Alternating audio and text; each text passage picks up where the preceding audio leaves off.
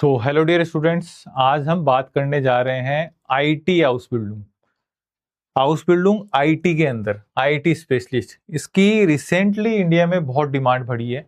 Last कुछ सालों से, पिछले कुछ सालों से आईटी में इस हाउस बिल्डिंग करने के लिए बहुत इंक्वायरी हमारे पास आती है। तो आज हम सारी चीज डिटेल से करेंगे। आईटी हाउस बिल्डिंग में क्या क्या होता है, कौन कौन अप्लाई कर सकता है, कहाँ कहाँ आप आईटी हाउस बिल्डिंग करने के बाद जॉब कर सकते हो, और जब आप हाउस बिल्डिंग करते हो उस टाइम में आप कौन से प्लेस पे हाउस बिल्डिंग करोगे, थ्योरी कहाँ होगी, प्रैक्टिकल कहाँ होगी। इन सब सारी चीजों पे हम डिस्कशन करेंगे। आईटी से नॉर्मली आप समझ गए होंगे, आईटी इंफॉर्मेशन टेक्नोलॉजी, तो आईटी कंप्यूटर से रिलेटेड है। हम इसके बारे में बात करेंगे। अब इसमें क्या क्या चीजें इसके अंदर आती है। हाउस बिल्डिंग का ड्यूरेशन इसका भी 3 ही साल होता है। और हाउस बिल्डिंग ये होती कहाँ है, दो जगह मैं हमेशा बताता हूँ हाउस बिल्डिंग होती है। एक तो होती है थ्योरिकल, तो होती है हाउस बिल्डिंग स्कूल के अंदर, और बाकी जो प्रैक्टिकल ट्रेनिंग होती है वो होती है कंपनी में। इसका वर्क प्लेस क्या क्या होता है, कहाँ आपकी ट्रेनिंग होगी। आपकी ट्रेनिंग होगी आईटी कंपनीज में, आपकी ट्रेनिंग होगी सॉफ्टवेयर कंपनीज के अंदर, सिस्टम हाउसेस, बैंक्स, इंडस्ट्रीज, ऐसी जगह पे आपकी ट्रेनिंग होगी। और ये प्रैक्टिकल ट्रेनिंग होगी आपकी, थ्योरी के साथ साथ आपका प्रैक्टिकल चलेगा। ठीक है।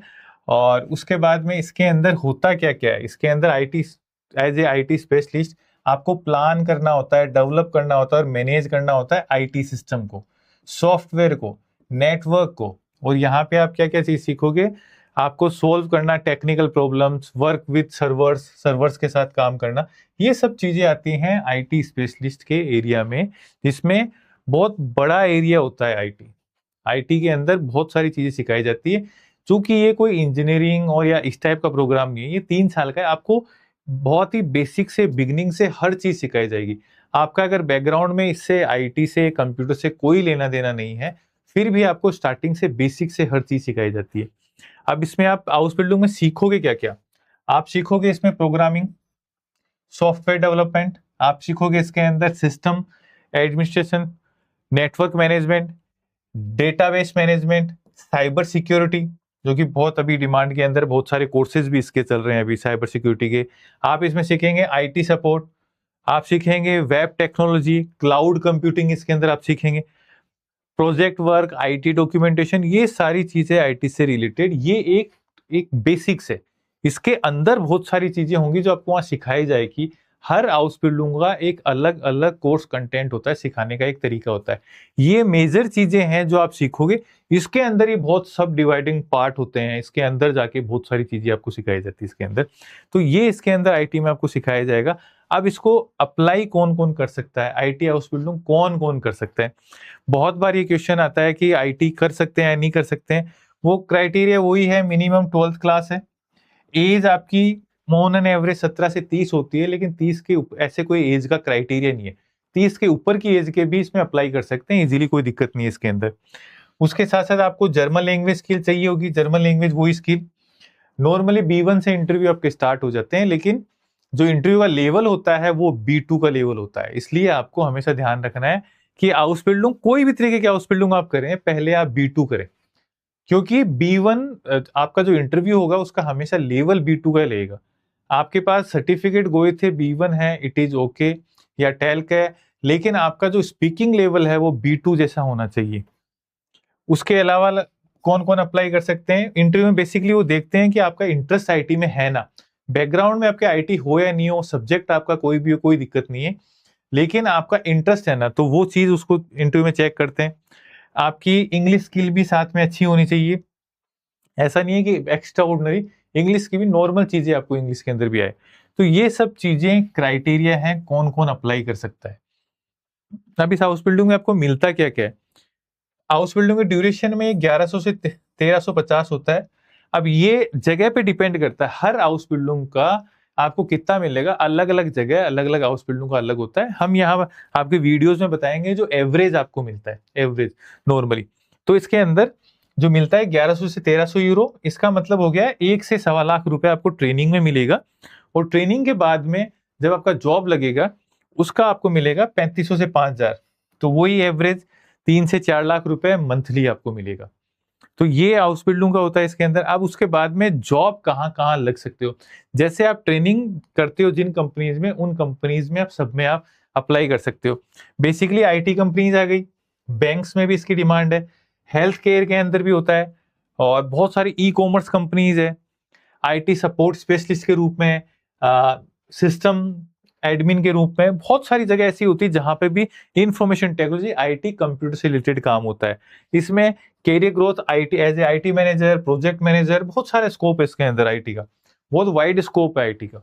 तो ये हाउस बिल्डिंग करने के बाद आप बहुत सारी कंपनी जो भी सॉफ्टवेयर कंपनी होती है, जो भी बैंक इंडस्ट्री, सबको आईटी से रिलेटेड लोगों की रिक्वायरमेंट होती है, वहां आप अप्लाई कर सकते हो।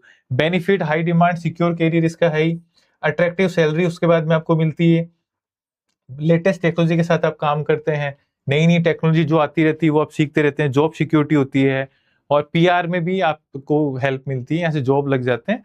जब पीआर का जो रूल्स रेगुलेशन होता है उसके अकॉर्डिंग आपको इसके अंदर भी हेल्प मिलती है। अब बहुत बार स्टूडेंट पूछते हैं कि मैं आईटी में अप्लाई कर सकता हूँ क्या, या फिर मैं एयर ट्रैफिक कंट्रोल में अप्लाई कर सकता हूँ। देखो, अप्लाई करने का तरीका सबका सेम होता है, सब हाउस बिल्डिंग का अप्लाई करने का तरीका बिल्कुल सेम है। उसी तरीके से सबसे पहले देखा जाता है कि आप उसके लिए एलिजिबल है या नहीं है, आपके पास 12th है, आपकी एज देखी जाती है इसके अंदर। अब एज का कोई मैक्सिमम क्राइटेरिया नहीं है ना, कि मैक्सिमम इतने में अप्लाई करेंगे, लेकिन एवरेज होता है कि 30 तक लगभग अप्लाई करते हैं, उसके बाद भी अप्लाई कर सकते हैं। उसके बाद आपके पास B2 है या नहीं है, आपका उसमें इंटरेस्ट है या नहीं, तो वो तो हो गया। इसके बाद फिर अप्लाई किया जाता है अलग अलग कंपनी के अंदर, वहां से आपको इंटरव्यू मिलते हैं, इंटरव्यू के बाद में आपको सिलेक्शन प्रोसेस स्टार्ट होता है। उसके बाद में आपका जो कॉन्ट्रैक्ट लेटर हाउस बिल्डिंग जो स्कूल्स होती हैं वो आपको कॉन्ट्रैक्ट लेटर देती है। कॉन्ट्रैक्ट लेटर में टर्म्स एंड कंडीशन साफ साफ लिखी होती है, आपको क्या क्या फैसिलिटीज मिलेगी, क्या क्या एडिशनल बेनिफिट्स हैं, या फिर क्या आपको कैसे हाउस बिल्डिंग करनी है, क्या रूल्स रेगुलेशन, सब आपको कॉन्ट्रैक्ट में मिलता है। उसके बाद में आपका हाउस बिल्डिंग जब करते हैं फाइनल एग्जाम होता है, फाइनल एग्जाम के बाद में आपको जॉब के लिए पर्टिकुलर उसी कंपनी में जहां आप कर रहे हो वहां पे भी अप्लाई कर सकते हो, और बहुत सारी अलग जगह भी होती है वहां पे भी अप्लाई कर सकते हो। तो डियर स्टूडेंट्स, ये था हमारा आईटी के बारे में, कि आईटी कौन कौन अप्लाई कर सकता है और क्या उसके अंदर रिक्वायरमेंट्स है अप्लाई करने की। अब इससे रिलेटेड अगर आपको कोई भी क्वेश्चन हो, आप आईटी में अप्लाई करना चाहते हैं, तो ये जो वीडियो उसके डिस्क्रिप्शन में हमारे एडमिशन टीम का लिंक है, वहां पे आप कांटेक्ट कर सकते हो। तो हमारी टीम आपको डिटेल में और गाइड करेगी, आपकी जो भी डॉक्यूमेंटेशन होगा, आपका सीवी रिज्यूमे होगा, उसके अकॉर्डिंग आपको गाइड करेंगे कि आप इस फील्ड में जा सकते हैं या नहीं जा सकते हैं। और कोई बेसिक क्राइटेरिया नहीं, आप आर्ट्स हो, कॉमर्स हो, कोई भी बैकग्राउंड से हो, आईटी आप हाउस बिल्डिंग इजीली कर सकते हो बिना किसी प्रॉब्लम के। फिर भी आपको कोई प्रॉब्लम है या फिर आप चाहते हैं प्रोफेशनल तरीके से अप्लाई करें, तो नीचे डिस्क्रिप्शन में एडमिशन टीम का लिंक है, वहां पे आप कॉन्टेक्ट करो, और उसके बाद में हम आपको पूरा गाइड करेंगे। अगर आप चाहेंगे तो बिगिनिंग से लेके जर्मनी पहुंचने तक सारी एक ही जगह प्रोसेस में आपको हेल्प करेंगे, कहीं और इधर उधर भटकने की रिक्वायरमेंट नहीं होगी, उसी जगह आपका सारा काम हो जाएगा। तो इस वीडियो में इतना ही, बाकी मिलेंगे हम अगले वीडियो में, और अगली हाउस बिल्डिंग के बारे में, दूसरी किसी हाउस बिल्डिंग के बारे में डिस्कशन करेंगे, उसमें कैसे अप्लाई कर सकते हैं, और आप उसके लिए आपकी जो एजुकेशन क्वालिफिकेशन है और जो बाकी आपकी डॉक्यूमेंटेशन है उसके लिए परफेक्टली मैच करते हैं नहीं करते हैं, सब चीजों में डिस्कस करेंगे। तो आज के लिए इतना ही, अब मिलते हैं अगले वीडियो में।